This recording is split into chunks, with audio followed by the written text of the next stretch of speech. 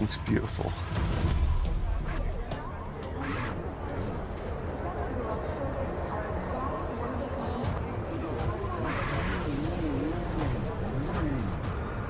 There's bad, there's embarrassing, and then there's the release of Mindseye, a new video game that caught a lot of gamers' attention because of the developers creating it. However, the game has now basically failed on all levels and broken a lot of promises.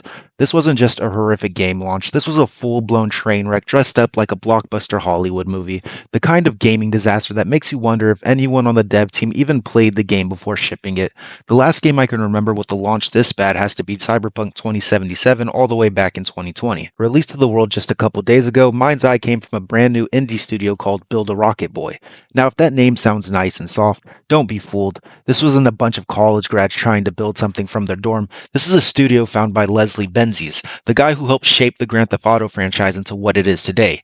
Being the former president of Rockstar North, he was involved in the series from GTA 3 all the way up through GTA 5. He also worked on Red Dead Redemption, Manhunt, LA Noire. You name a Rockstar game, he probably had a hand in its development. So when people heard his name attached to a new IP and studio, expectations went through the roof. People were expecting a video game that could be at the levels of Grand Theft Auto, but what they got was nothing even close. The pitch was that Mindseye would be a bold, narrative-driven third-person shooter with an open world and sci-fi themes, a sort of spiritual cousin to GTA, but in the future, similar to what people thought Cyberpunk would be.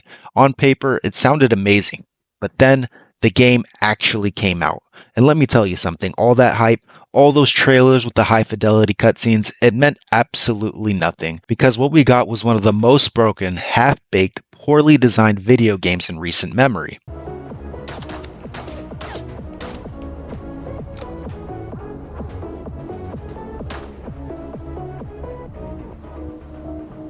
But we do have to be honest about this game leading up to where we are today. The red flags were there. A couple weeks ago, there was a leak from Discord where the co-CEO, Barb, claimed there exists a concerted effort to trash the game in the studio, and has even suggested people are being paid or using spam bots to post negative comments.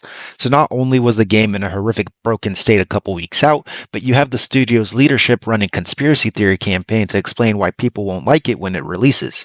It's not clear why there would be a smear campaign for the game, outside of the fact that it's basically unplayable and riddled with bugs. This was one of the first alarms that lit off in my mind that something was off about this game, but I think the moment everything truly fell apart was about a week ago, before the launch, when two top executives at Build a Rocket Boy resigned.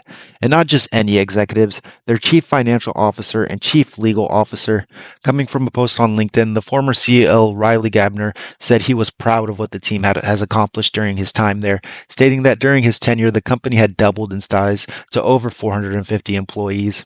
While the former CFO Paul Bland left the company with no comments after working there for 2 years, definite signs of trouble that would lead to the horrific position the company is currently in.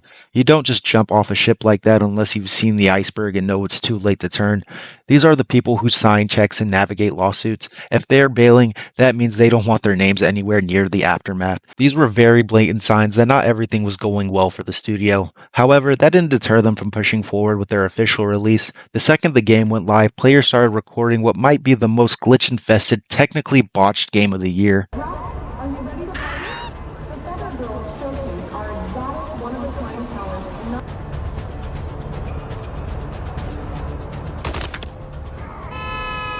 Putting me in this much danger. But, you know, what the hell do I know? I know what it is, Jacob. NPCs walking through walls, cars driving off cliffs for no reasons, ragdolls freaking out like they're possessed by demons, characters floating in midair, audio cutting out, dialogue overlapping, entire missions bugging out, and worst of all, performance issues up the wazoo. Even on high-end PCs, the game suffers from terrible stuttering, inconsistent frame rates, poor anti-aliasing, and constant visual bugs.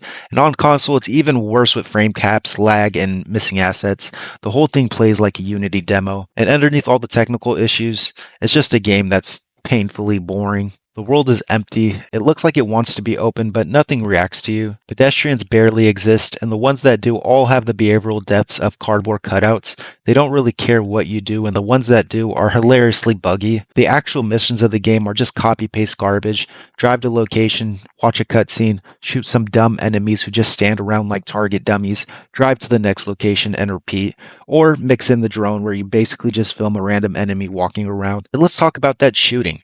It's terrible. Weapons have no weight, no feedback. The gunplay is floaty and repetitive. Enemies walk towards you in straight lines or just stand there waiting to get shot in the head. But hey, the game has cutscenes and amazing actors. And yeah, they're trying their best. You could tell, but the writing is just bad. Dialogue shifts from one topic to another like it was stitched together from 10 different drafts. The tone is inconsistent, the delivery feels stilted, and the story overall just isn't good enough to carry the weight of this mess. The reviews of the game on Metacritic and Steam were abysmal, with user scores dropping into the threes. The Steam reviews hit mixed before the launch day ended, while the player count peaked in the thousands, before immediately plummeting to triple digits. The feedback from the game has been so terrible that even the PlayStation Store is allowing returns for the slot. Yeah, Sony is actually breaking their own policies to keep players happy, while Barb has done nothing to remedy the situation in the meantime outside of promising patches, performance fixes, bug cleanup, all of the usual talk. But here's the truth. Even if Mindseye ran perfectly at launch, it would still be mid. That's the tragedy of it. There's no game underneath all that noise. There's no depth, no creativity, no vision. They built a cool trailer, and that was it. It's like they started with the cinematics and hoped the gameplay would catch up later, and it just never did. And let's be clear, this game was never going to be a GTA killer. The systems were shallow, the design is outdated, and the gameplay loop is just missing entirely.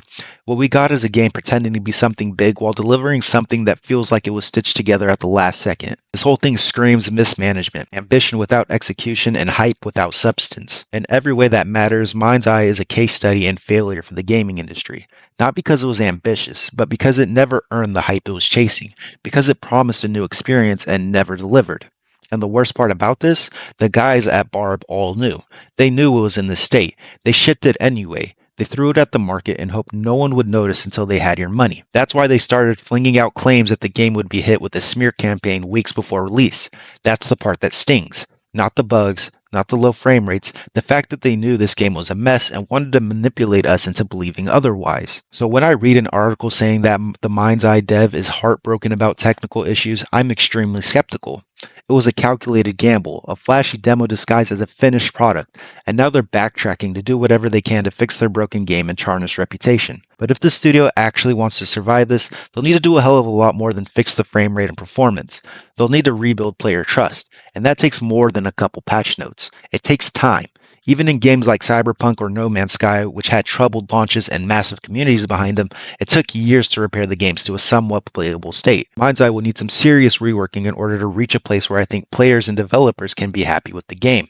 So yeah, I don't think you should buy it at full price or in its current state. Watch the bugs online if you want to laugh, but if you're looking for a game from a studio that respects your time, your money, and your intelligence, Mindseye isn't the best option at the moment. If you guys want to see me review another game from a studio that I actually think is worth your time right now, feel free to check out my last video where I cover Elden Ring Night Rain. I appreciate you guys for making it to the end. Please like if you liked it, and as always, have a good one.